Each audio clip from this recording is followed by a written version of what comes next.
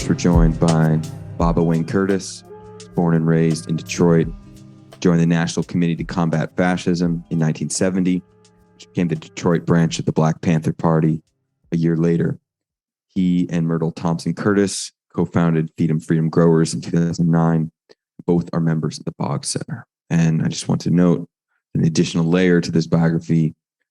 Wayne is joining us here in his capacity as an extraordinary artist and painter. Some of you have seen his stuff already this week. And there's a lot of interesting thoughts on the role of the arts in the struggle. And then I'll collectively introduce our folks over here with Solarpunk Surf Club. They're an artist collective that creates and curates egalitarian platforms for surfing the waves of still possible worlds. We elaborate on social ecological aesthetics, aka solarpunk, in order to politicize, historicize, and demystify our collective utopian future. Solarpunk Surf Club has presented projects internationally, galleries, museums, festivals, conferences, libraries, activist gatherings, forest occupations. This past year, they also ran a class for the ISC on art and aesthetics and its role in social ecology. Thanks for joining us. Awesome. Thanks for having us. So we're going to ask Baba Wayne a bunch of questions to start us off. And then we have a little offering, some ideas we've been working on. And we'll come back for some questions if we have time, and hopefully a little breakout so we can all share the knowledge that we have. So just to get us started here, as a group over the last week, we've talked about everything from smashing the patriarchy to Black food sovereignty to democratic confederalism. And we're wondering, why are we talking about art today? And in your experience, why are conversations about creative activity so important? We talked about that. Yeah. Well, first of all power to the people. Art is extremely important. Colors and the position of things in real life. Nature uses colors and art as a means of identification and to create relationships between other species of life. Things are recognized through color and smell, communication. And it's the same thing with the corporate community. And it is the same thing with cultural transformative artists. But we're united with nature and opposed to the structure of art from the corporate community. Like when you travel down the expressways, they're redoing the bridges.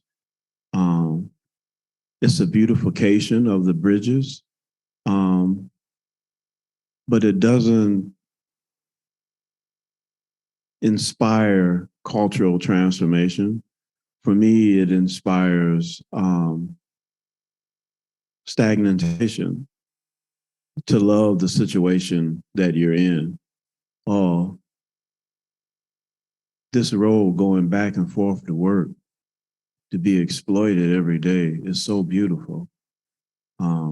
That's how I look at it.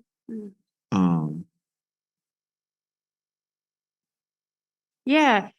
I want to get back to the use of art by corporations in the state. We'll get back to that. But first, you said this thing over the last couple of days that you don't like using the word art. You usually identify as an artist. It's really interesting. You want to share with folks what does that mean for you? Why not lead with talking about art? Over the years, I used to do portraits. And every time I did a portrait, not every time, but the majority of the time, the people didn't like them. And I started realizing that art, to me, is a bourgeois term, just for me. Mm-hmm. And it doesn't reflect what I just defined going to school at CCS, I noticed that the majority of art that was being taught, not the majority of it, but a lot of it is for the corporate community to sell products. I learned about subliminal seduction. I learned about, the existence of subliminal seduction. I learned about semiotics. All these things are utilized by the corporate community, the advertising agencies to sell products, and not only to sell products, but to manifest the commodification of people and the relationships between the exploitation of commodities and to be happy with it. This is such a beautiful thing. The colors, the shoes, the design, the architecture, all of these things are designed to me to create profits and to solidify the relationships within the working class. Yeah, so the state and corporations can certainly use art as propaganda and for persuasion. In your experience, what is the role of art in movement work?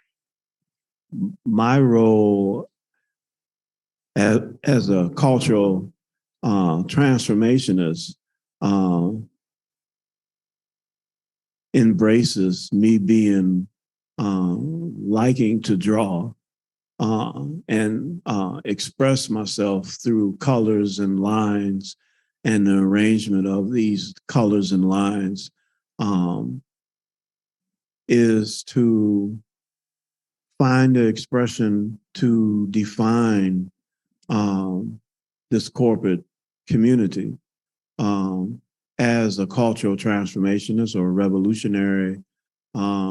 I have learned and learning how to resist my relationship with the capitalist system as a commodity.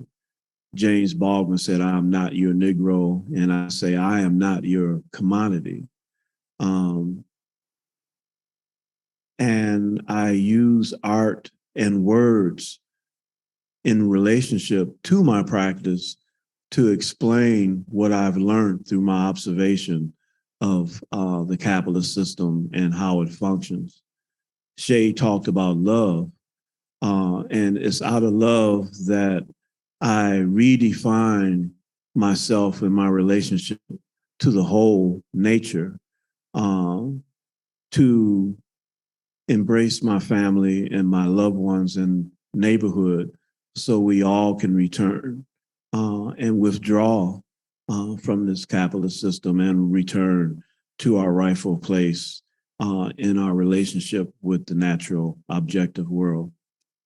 Yeah, over the last few days when we were visiting you all at Freedom Growers, we noticed a mural. We noticed, art up at the cultural hub, music. I think we saw a flyer about abolition art, an abolitionist art gathering. So it seems like art is showing up in a lot of ways. And we're wondering if you could say a little bit more about, for example, you talked a little bit yesterday about like the pamphlets and the writing and how all of these different forms of art contribute to political education in the community. Is that something that? Yes, Yeah. art is being utilized, literature, words, expression through design of colors. I brought some T-shirts. I can pass them around and you can hold them up. This one here is soul food, and the happy face is a bowl with food in it. And we were talking about food growing in the garden and the food, natural, healthy food is good for the soul. And they came up with this here. We can pass this around if you like. And this one here is when I made the mistake and I left out the R for freedom. and it was supposed to have been a sun behind it, and the shadow was freedom. But since I left the R out, I put a plant there, and the sun is freedom, freedom. So the silhouette or the shadow is still freedom. But this is an example of how art is utilized with practice. And it's important to understand the dialectical interpretation of things, not just to draw or not just to be here, but to create as cultural transformationists the desired transformation of our environment so that it serves us and we serve them. Huey made this statement that laws, people don't obey laws, laws obey people. So this is the type of environment that we're trying to create.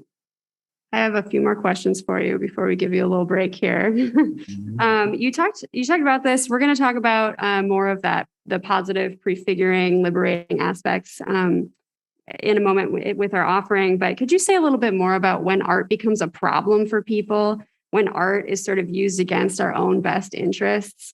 You started talking about that before. We'd love to hear a little more.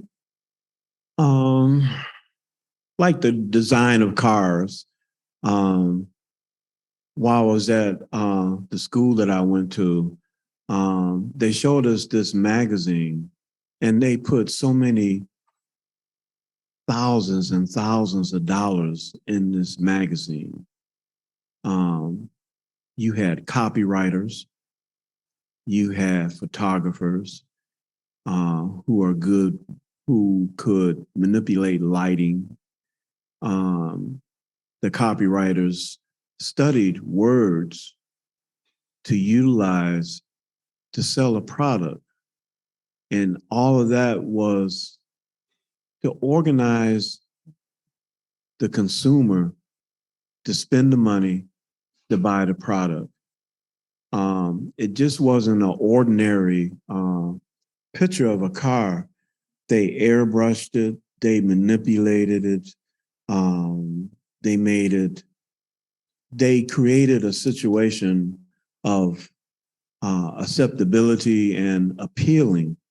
They create what's ugly, so-called ugly, and what's so-called beautiful. Just like nappy hair is ugly, straight hair is beautiful. This is done, these misconceptions of ourselves are manipulated through literature, which I call art. And these are negative things that they utilize to keep us divided.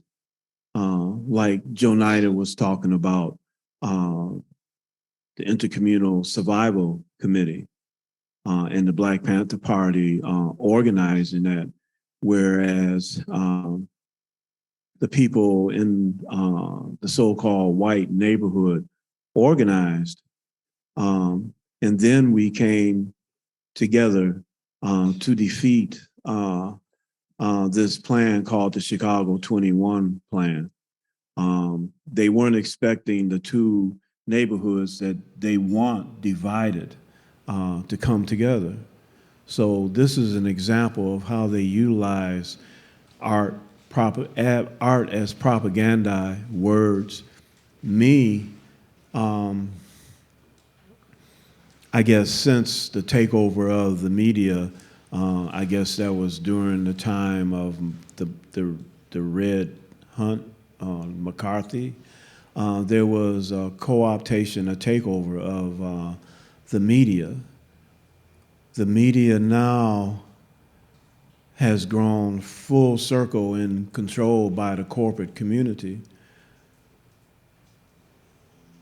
I don't call reporters anymore. I call them copywriters because they manufacture disinformation purposely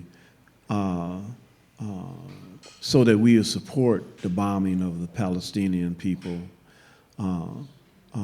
the hanging of black people, the exploitation of the middle class. Like the song Walt Disney wrote, Whistle While You Work.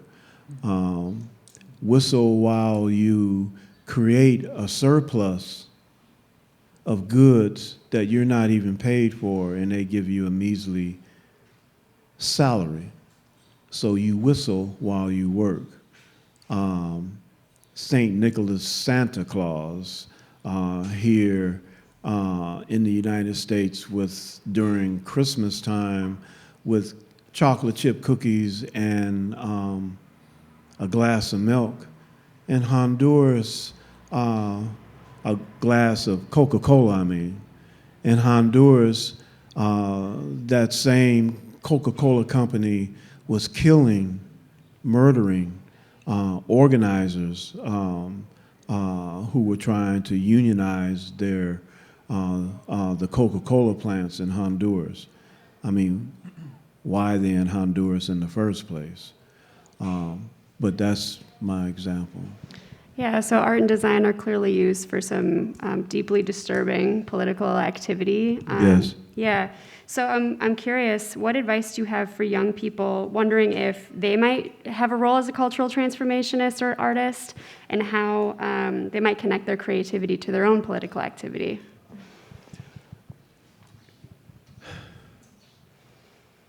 All young people love art. I think it's our responsibility to encourage that, like our art program at Feed 'em Freedom Growers.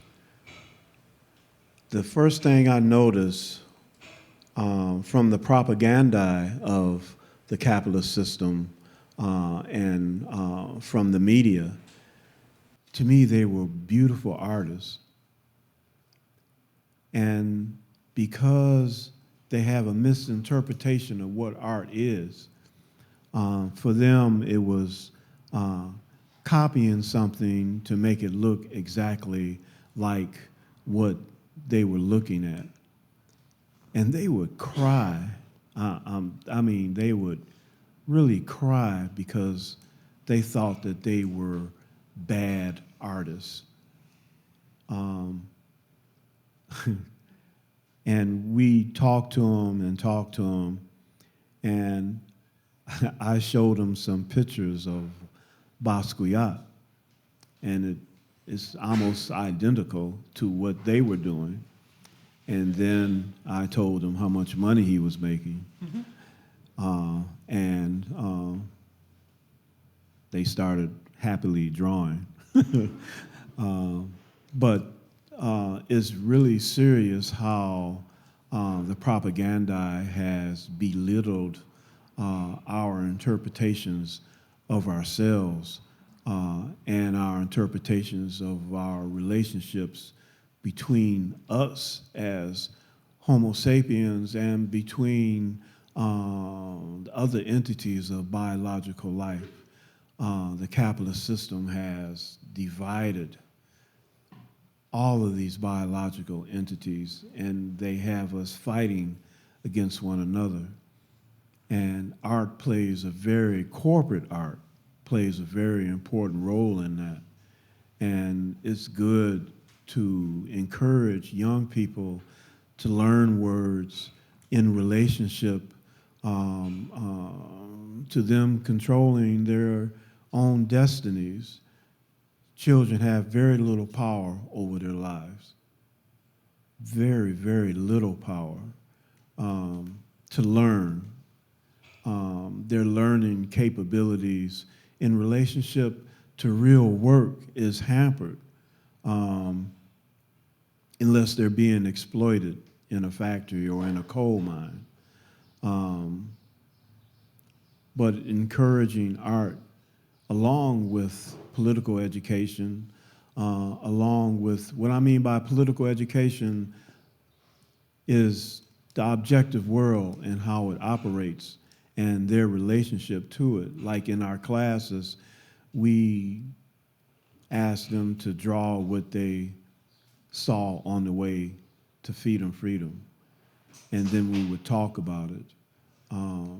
We would look through a book about earthquakes and things like that, and we would draw them and talk about them, and encouraging them to see that their expressions were beautiful and not ugly like the system, like they've learned. Because art is an expression of yourself, and if they thought their art was ugly, it's very possible that they think that they're ugly also. Yeah. That's really powerful. Yeah, thank you for sharing all these thoughts with us. We want to give you a little break from the pop quiz. Yeah. So thank you. Yeah.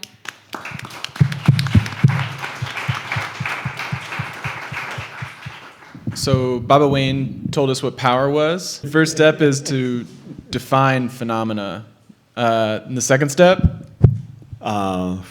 Define phenomena, and the second step is to make it act in a desired manner, but a collective manner, collectively defining phenomena, particularly social phenomena, as a collective, because as a collective, we wanted to control, if not control, contribute to our sustainability as a collective. But everything has an opposing force, particularly in the capitalist system, which is antagonistic.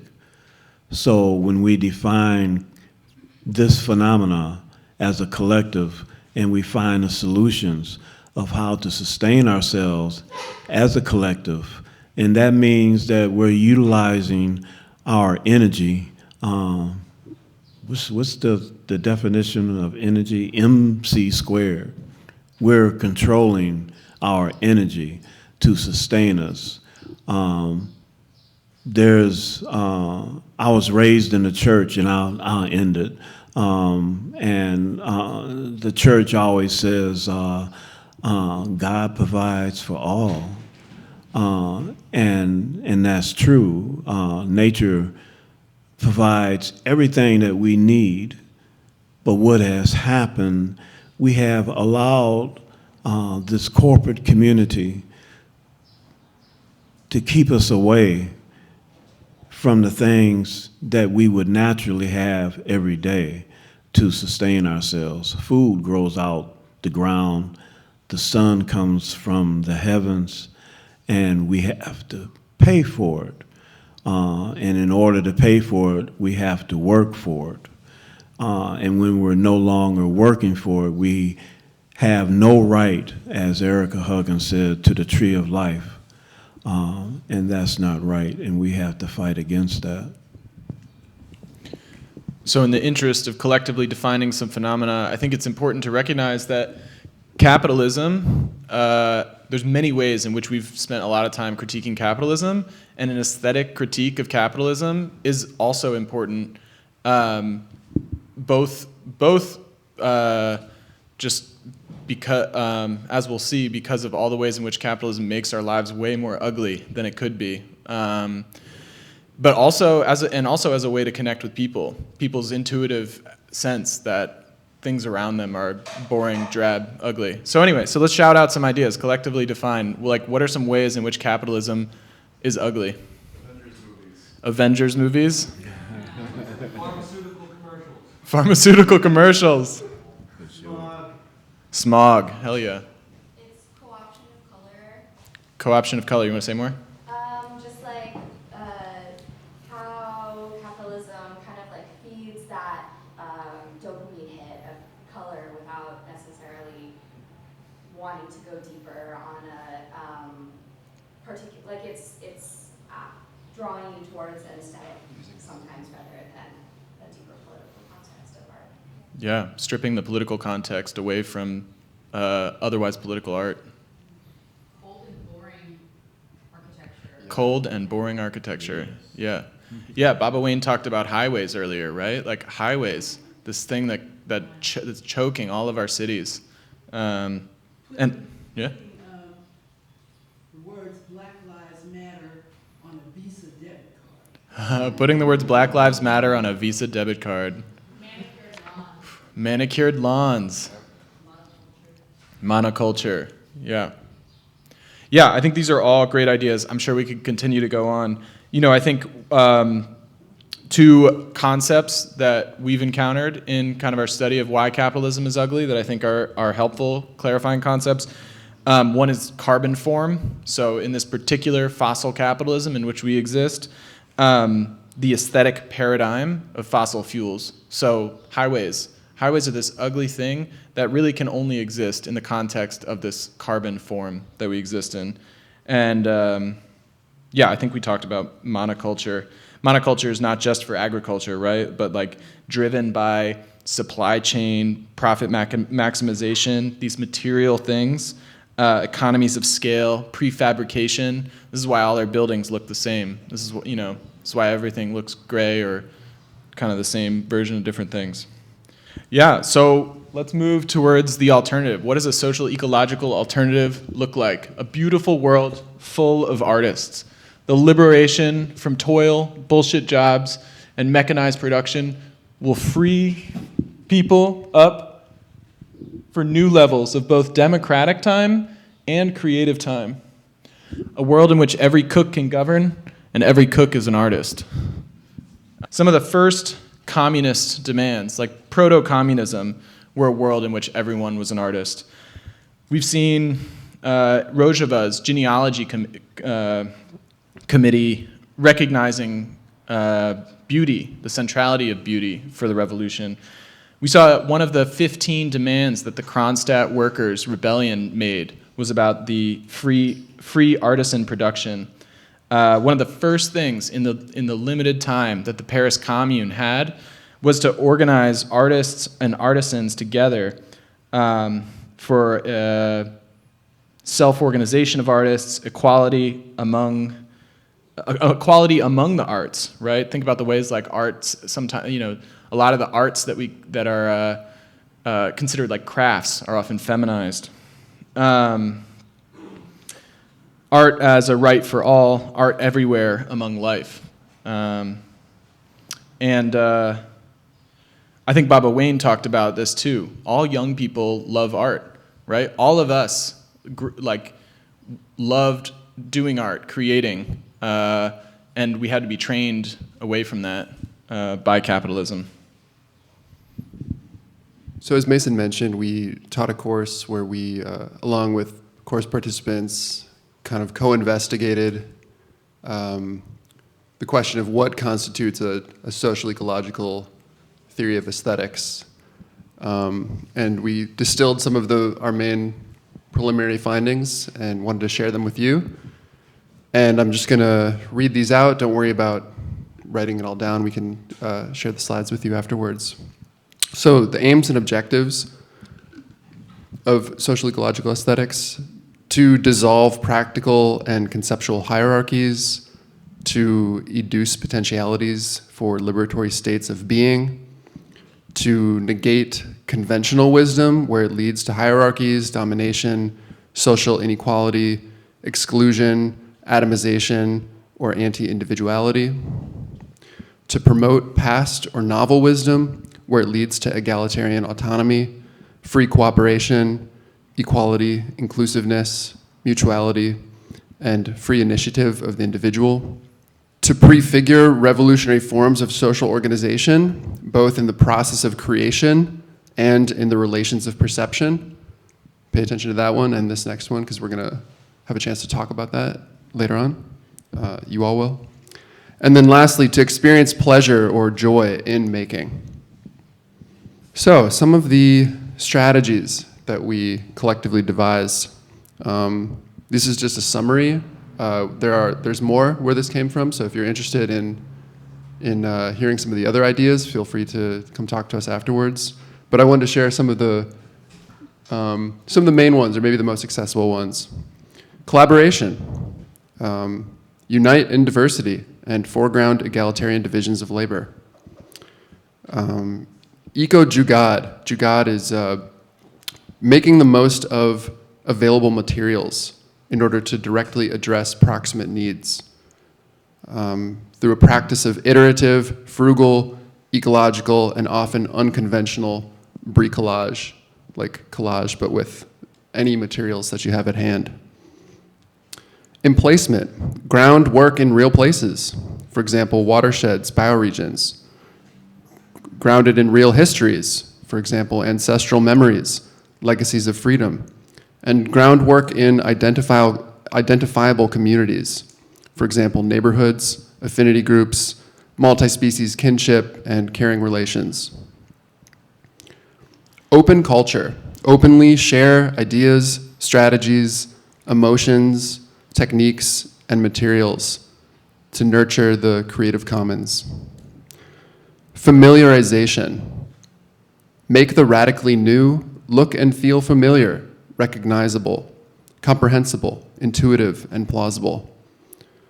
And lastly, Solarpunk as gardener, gardener as Solarpunk. Sow and nurture material processes that contain inherent uncertainty. Assume the impermanence of forms. Make decisions that account for long-term relevance, generational transfer, and potential reuse. So this slide is kind of, this is pretty new for us to share. It wasn't necessarily something that came up in the class, but these are some guiding questions that a few of our members have been working through. It's kind of another way at getting at some of the other social ecological ideas. And I just want to foreshadow that this isn't a comprehensive list of guiding questions. It doesn't mean that any art project any of us are doing has to do every single one of these things, but we hope at least that the work that we're doing is compatible with these ideas. And for accessibility reasons, I'm going to just read them off for y'all. So we think about how the work affirms interdependence, how it might build autonomous infrastructure, how it socializes reproduction or collectivizes care. We think about how the work might localize and directly democratize decision-making. A lot of us are social artists, so that might be a little bit of context for these types of questions. We're curious about how the work or process turns consumers or spectators into producers or collaborators. We think about how work might reharmonize human society with more than human ecologies. We think a lot about how the artistic process or reception of the art might fulfill desire. And we think about how the work might prefigure or rehearse a free, caring, and ecological world. So these are just a few of our questions we've been sort of thinking with. And this is a living document. We've been editing these questions. If you all have elaborations, we'd love to hear them. But we wanted to share those with you. So these are a few of the references that came up in the class out of a very long list of potential references. So we wanted to throw them up here for you all, and we'll share these slides with you so you can grab these later. Thank you all for that presentation. As a media maker, I've been really inspired by these conversations of what does it mean to be engaging in movement media. I think something that I'm really interested in is the concept of the revolution will not be funded. I know that there's a number of different institutions right now that are flooding the sort of like social justice art market with a lot of capital. The Novo Foundation, the Ford Foundation, among others. And even social justice institutions that we're connected to and revere, the Highlander Center, the Boggs Center, Cooperation Jackson, are funded by the Novo Foundation, among others. Many of our artist projects, documentary film, are all being seed capitaled by these large financiers. So my large question then is, how sustainable is it for us to continue to compete in the social justice field for money from these capitalist entities, these fascist pigs, in the moment of this creep that we're living in right now? My question is, are we being liberated or are we being sedated by the amount of capital that's available in our movement right now to produce art? And then the other side, the sort of aspect of that is then, should we delegate ourselves to just producing illegalist art with stolen supplies with no hope of being compensated for that work economically? That's a good idea. Thank you. Yeah, we'll take a few questions. I love that question. Let's take a few more, and then we'll start to address. I will try to be brief, even though it's like some of these thoughts are a little bit nebulous. So also kind of maybe a provocation, which is sometimes I wonder in these conversations about political art, not that we shouldn't be doing political art, and collective art comes to mind, right? Like when people come together, it's inherently political when you're making art together.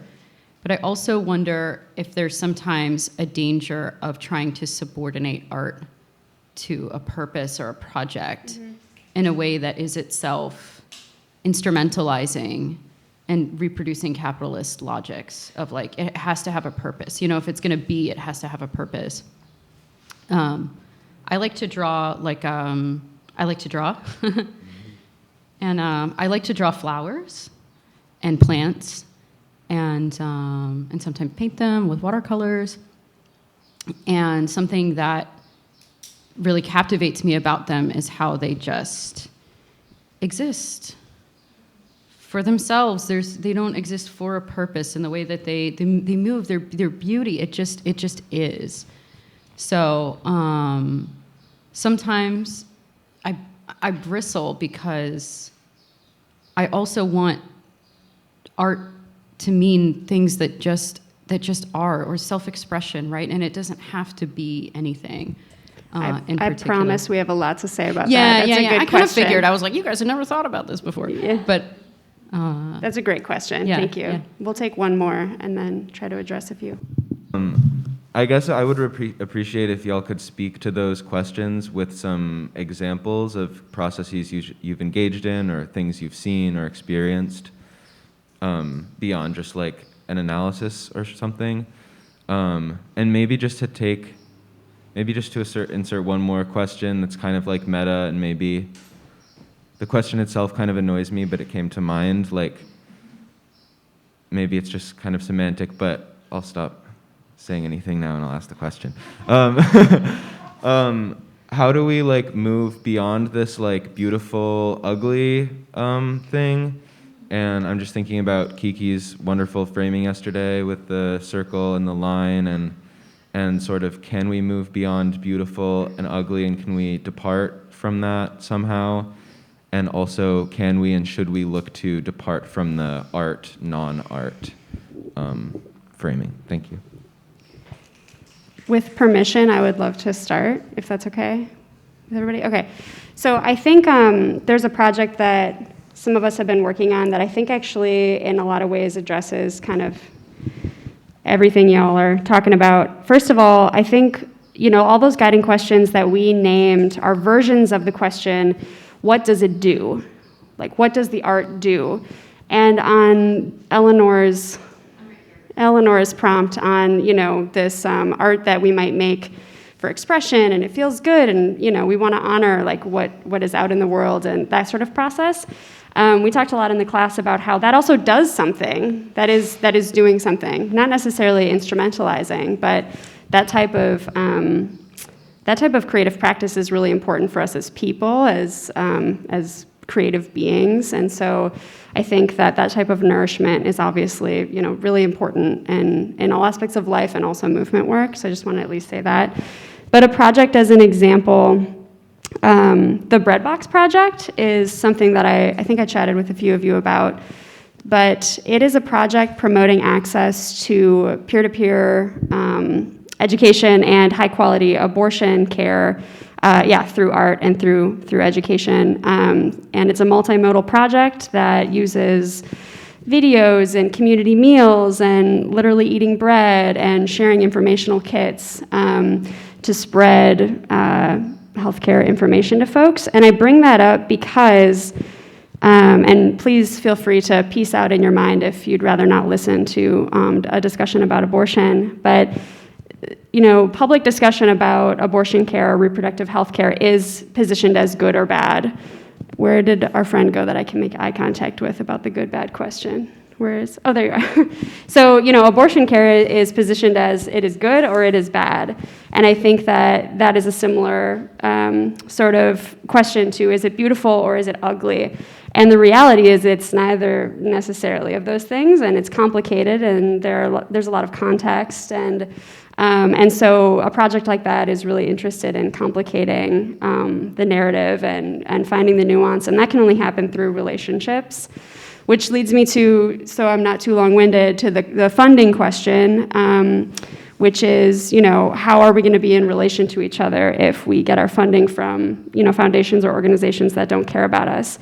So that's an example of a project that has had to make some decisions about where its funding comes from, and I'll say that that's like a live question, at least for our collective, that we've needed to kind of deliberate, and sort out for ourselves. Like, how are we going to sustain the work and not be captured and not sell out? It's not a full answer, but I at least wanted to name, if folks want to talk about that particular project, I think it would get into some examples of how the guiding questions kind of shape a project. Is it directly democratic to share information from one person to another so they can make a choice for themselves? I think so. Does it collectivize care? I think so. But the context can shift to a lot of different mediums and that sort of thing. So I don't know if that's helpful or not. I can't remember, how did Modibo put it the other day? It was something like, get your funding from where your people are. Where your ideas are. Oh, where your ideas are, yeah. Well, similar. I think that's a good heuristic. For our game, Solarpunk Futures, we did a crowdfunding campaign, which obviously isn't perfect either. We're making money for Kickstarter, but I think that's one way of doing it.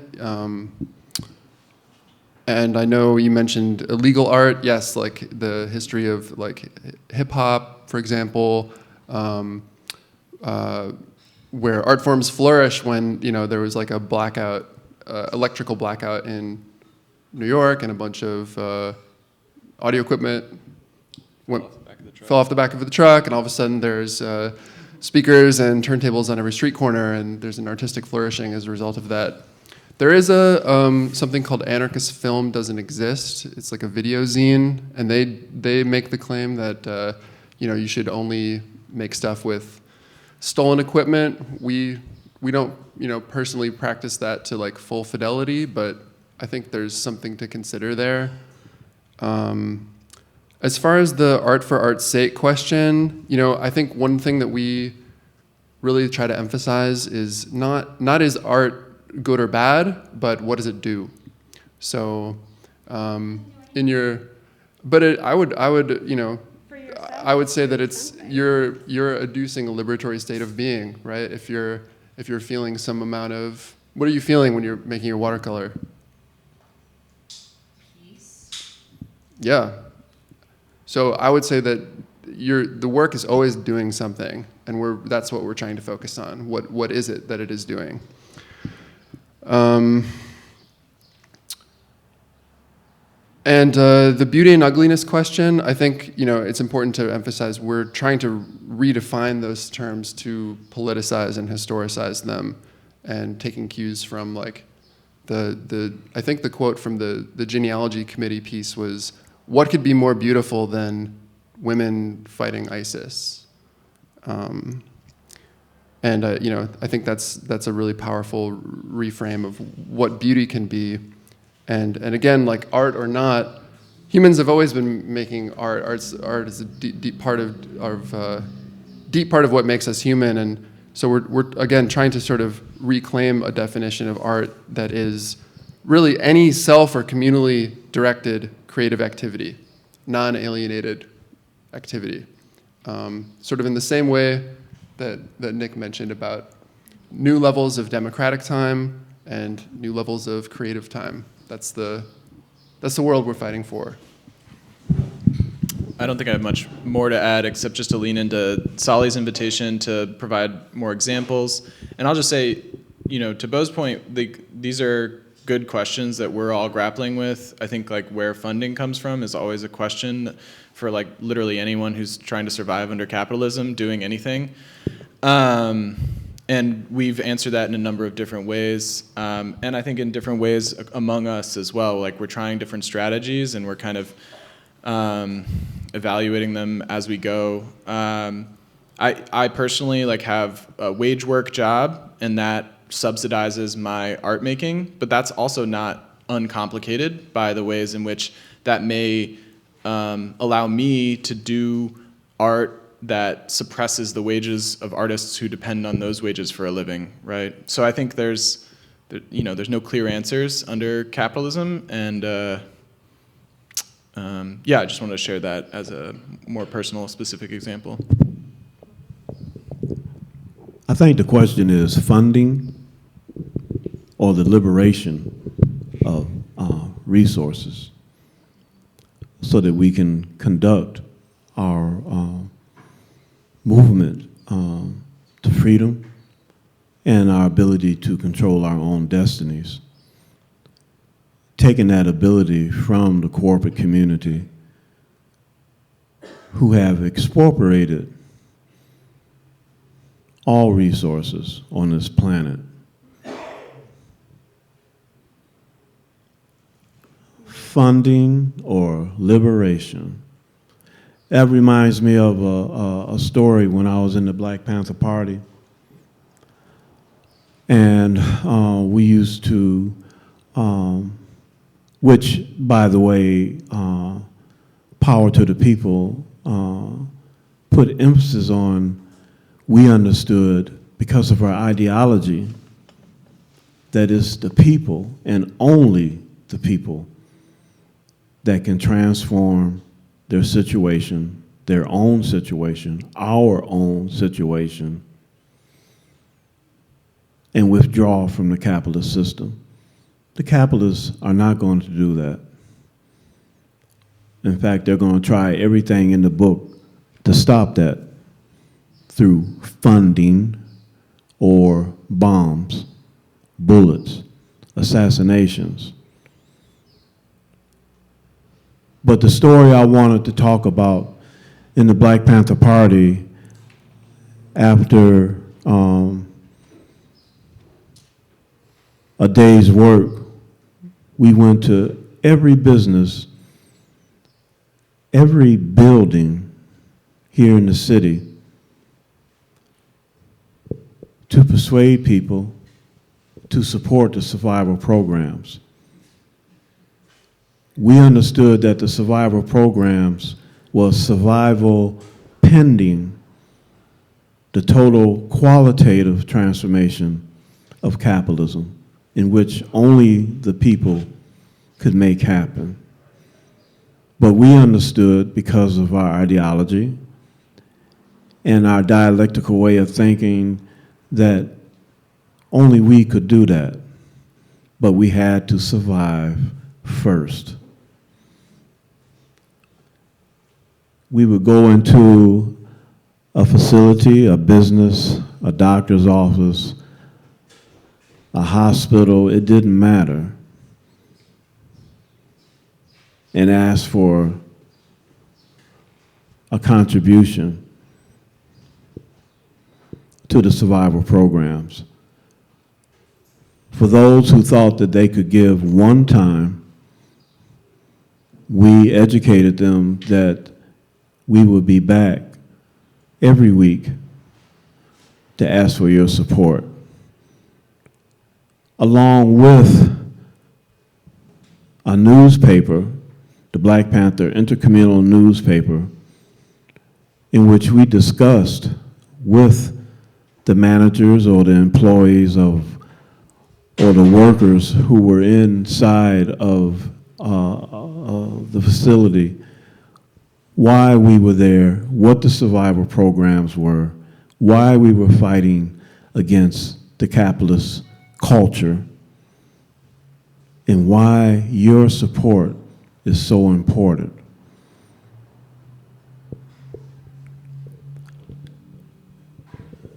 A lot of the big supermarkets refuse to donate to the program.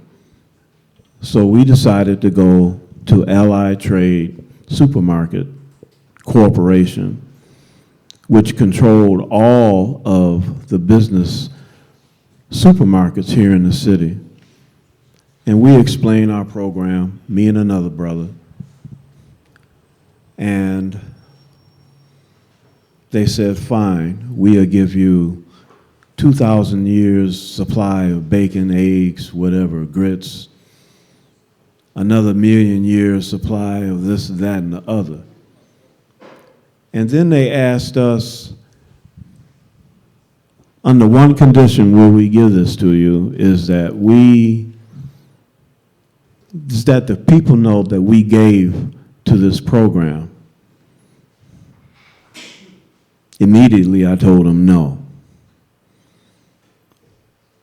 And them assholes gave me $25. I went back to the office. I was constructively criticized, and it was explained to me that I should have taken the donation. And they explained to me why. They told me that I was educated to the fact that they do not tell us what to do with the contributions.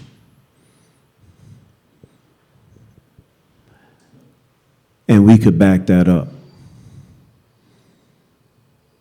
We could give consequences.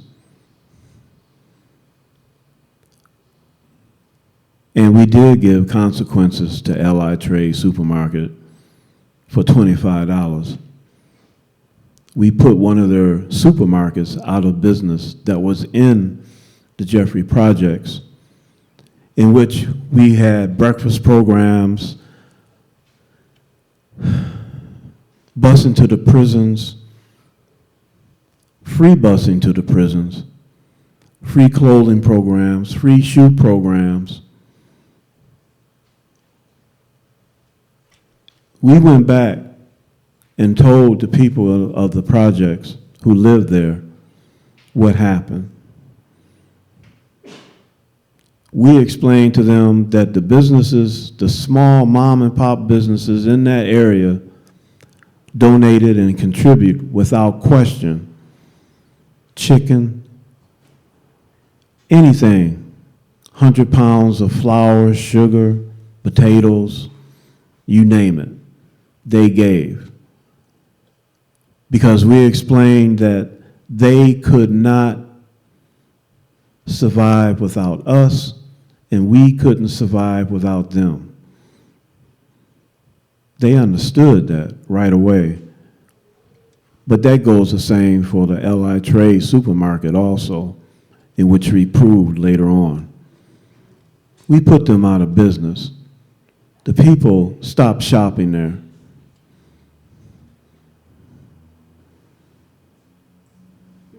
Consequences, political education,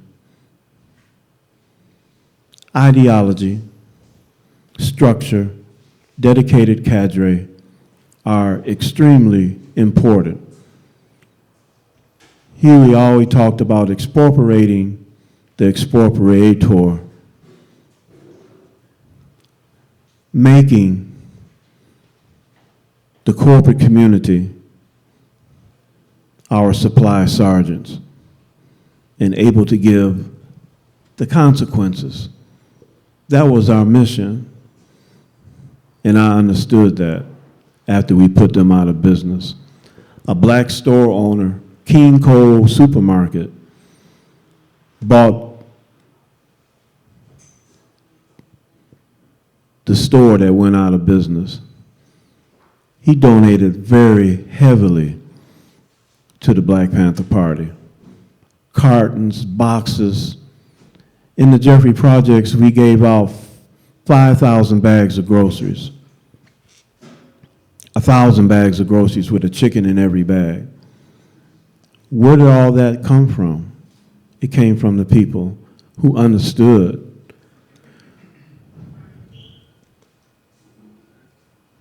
that our survival together was important. So consequences, ideology, all these things are important. If you don't have them, then you get co-opted. That's all. Did anyone, I think there might have been someone else lined up for a question. I don't want to ignore it if there was another question. There's two on the Zoom. You want to read it out to us? I would like to ask if they can talk a little bit about the potential role of art in stimulating or enhancing empathy and how that might play a role in creating a social ecological society. This is Alyssa. I don't know if you can hear me. I am a Solarpunk Surf Club member who is not present. Can you hear me? Yes. Yes, we can hear you.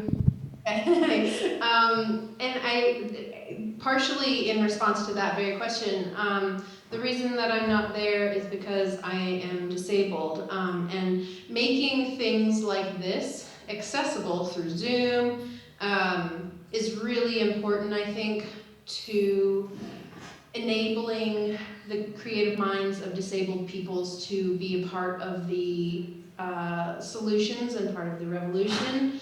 I think that the disabled community as a whole, you know, we've been, I like to say it's a lot easier to be anti-capitalist when you've been pushed out of the system altogether. And I think that, you know, our cadre of artists gains something from my disability. I hope Bo doesn't mind saying that they're partially disabled as well. You know, our perspectives give something to, in terms of perspective and increased empathy for the plight of others to the group and to the revolution as a whole. And yeah, so I just wanted to point out how important it is to remember that people who might be hidden at home have a voice, and that seeking those out can be a really important piece of communal art. Thank you, Alyssa. It looked like Baba Wayne was going to hop on the mic as well. I forgot the particularities of the first question. And I wanted to give examples of the decolonization movement, the global decolonization movement, along with the Black Panther Party, and the art programs that they had in their autonomous environment. Like, for instance, if you look up Emory Douglas, who was the Minister of Culture of the Black Panther Party, you'll see the type of artwork that was drawn. If you look up the Intercommunal Black Panther newspaper, you'll see the literature that was written as a form of education and art.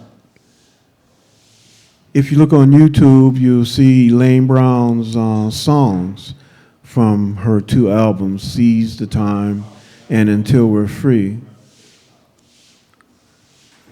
You see another group, a singing group called the Lumpkin,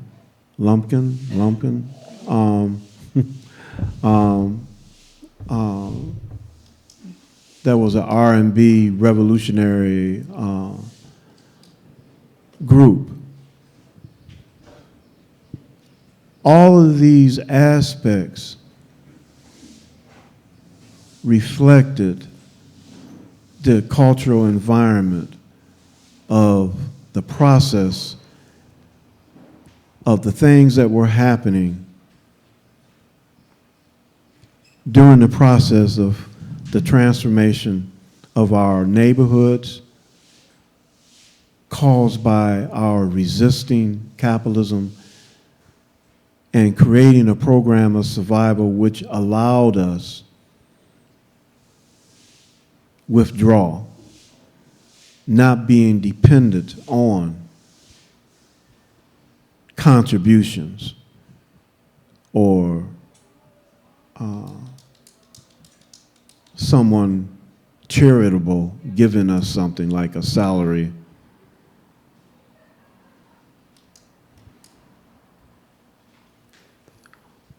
And that's important to understand, that this type of art reflected for the people that this could be done. And I want to go back to Allied Trade Supermarket. Bill Boyette in Oakland, California, was a global business. The Black Panther Party in Oakland, California boycotted him for a whole year. He finally understood and was educated to how important his contributions were, and he started contributing to the survival programs of the Black Panther Party in Oakland, California.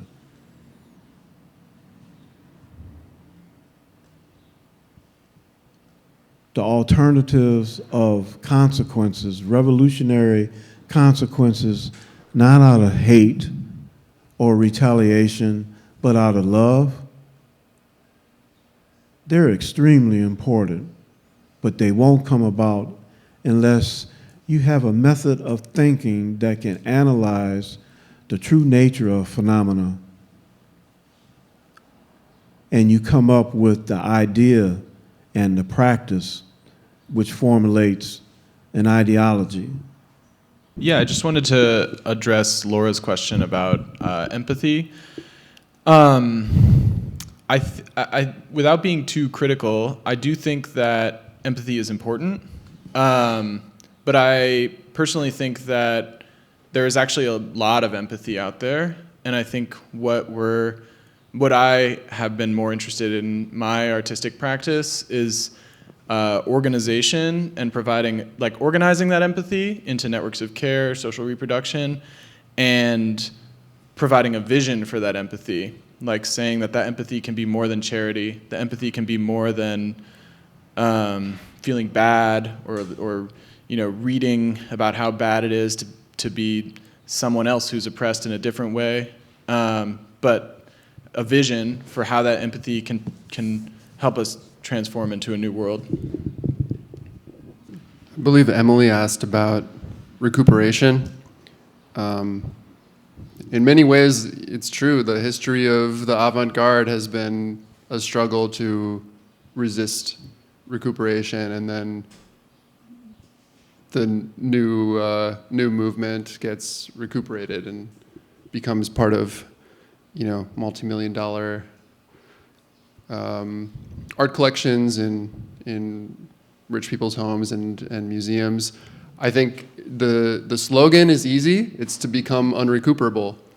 How you do that is a lot harder, and in ongoing struggle.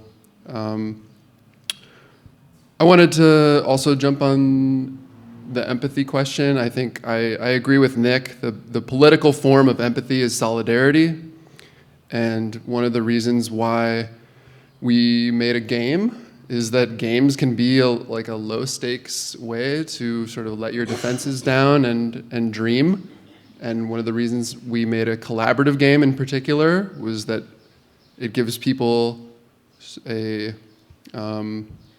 sort of constructed situation in which they can work together to overcome a common challenge. And I think that's one of the strengths of games, and particularly role-playing, that sort of lets you step outside of yourself. And you could play with an affinity group to elaborate a common vision, or you could play with people who are coming from across a political divide. I feel like we're running out of time for breakout sessions, and so with a sincere apology for that having happened, maybe we can take just a few more questions for open air here, and we can leave the breakout questions up on the screen at the end of our session so folks can reflect on it during lunch or whenever if they'd like. Are there any other questions folks wanted to hop on with? I can ask a question, which is just, can you share any inspiration or advice or thoughts for people who don't identify as artists, even though I'm sure we are artful and create and contribute in many ways, but just like aren't part of that identity or community? Yeah, I like don't have art training or like schooling. I haven't really identified as an artist except as a part of this group, this collective of artists. And so I think, you know, one of the things that I've learned in processes of creating all sorts of things is to do it with other people. That was just sort of something that was intuitive for me. And I think later the words came about art as organization and how it was creating opportunities to organize people around different ideas. But yeah, I think my number one advice was just to find other people that you enjoy making with. And you know, if you are already coming from a place of political analysis, that's going to show up in the art, and even more so if you're doing it as a collective, whether you call yourselves an artist collective or not. Ed, you're welcome to unmute and ask your question or drop it in the chat, however you like. Yeah, hey, how are you? Wall writing, graffiti, aerosol art, if you could each just address that, like what do you think of that as a way to appropriate public space? It's basically an already existing aspect of what Lenin called a dual power, and I don't like that term. I prefer counterpower. I see already existing elements of a counterpower existing, but they aren't brought together by a kind of confederal, ecologically based organization, but there is interpersonal organization. So I'd just like you to address kind of like the artisanship or the vocation of writing. We called ourselves writers. I grew up writing on walls. Graffiti, aerosol art, doing characters and so on, just reflections on that in a more general sense, a little more detailed than what you've given in the past hour or whatever. Thank you. I think graffiti is extremely important. When I first joined the Black Panther Party, the artist in me, I bought an aerosol can and was writing "all power to the people" and "death to the pigs" all over the city. And in fact, they asked me to slow it down a little bit. But I think graffiti is a tool that we utilize for enthusiasm and love and initiative. It's like the sister who was saying she liked doing watercolor. But as a cultural transformationist, I just shared my feelings of Off the Pig and All Power to the People, and writing stuff I read in the paper, why the pigs had to leave the community or face the wrath of the people, putting up, and I also did, what do you call that art? Collage art. I would make up wheat paste and paste leaflets on walls about the breakfast program, write "all power to the people" around it. I didn't realize it then, but it was graffiti. I hadn't even heard of graffiti until Basquiat, one of my idols, along with Michelangelo and Emory Douglas, Elaine Brown, and Erica Huggins, and other artists throughout the world. But I didn't even know that was graffiti. So it was a method of expression that brought joy to me And I used to love to watch people either look at all power to the people or act like they didn't see it. I got a kick out of that. But yeah, I don't know if that answered your question about graffiti.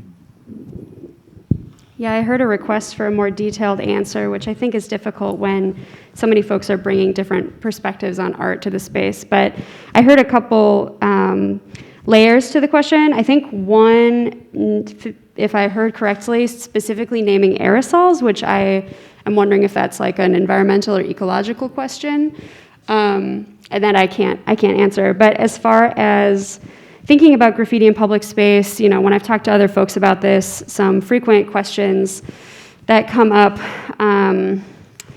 you know, are sort of, I would say the one of the easiest ones to knock out here is whether or not like it's wanted in certain public spaces. And I'll say I've never lived in a space where art showed up on a wall that someone didn't want.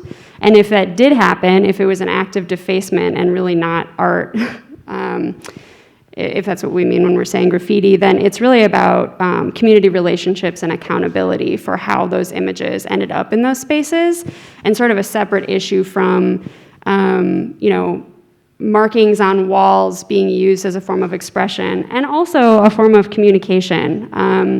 I was thinking about you know, it's not exactly your question, but thinking about wheat pasting, for example, or stickers that end up in public spaces as these sort of like small guerrilla art gestures that can be really important in movement work. I'm thinking about Grand Fury and ACT UP, thinking about spreading information from peer to peer around caring for each other through you know, community AIDS crises, and thinking about developing energy for, you know, a mandate for administration to pay attention. So there are a lot of different layers to that question. It's a really good question. I'm also not sure if I'm answering it, but those are some thoughts that came to mind. We're actually on our last day. We have some time to continue the conversation through the rest of the day, but thanks for sitting here with us, and yeah, keep making art and transforming culture. Thanks, everybody.